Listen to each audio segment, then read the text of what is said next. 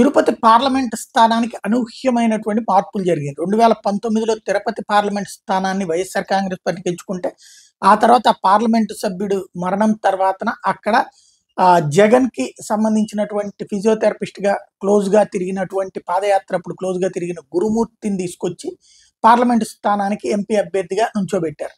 భారీ మెజారిటీతో విజయం సాధించడం జరిగిపోయింది. అక్కడ తెలుగుదేశం పార్టీ అంటే త్రిముఖ పోటీ అనుకున్నది కాస్త కాలేదు. వన్ సైడెడ్ విజయమే అయింది.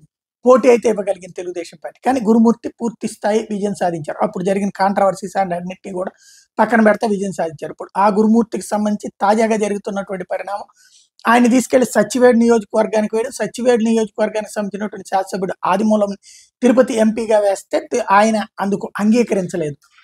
ఏది ఆదిమూలం ఆయన నేరుగా తెలుగుదేశం పార్టీకి వెళ్ళి లోకేష్‌తో కలవడం, ఫైనల్‌గా తను పెద్దిరెడ్డి రామచంద్రారెడ్డి మీద విమర్శలు ఇవన్నీ చేసుకుంటూ వచ్చారు.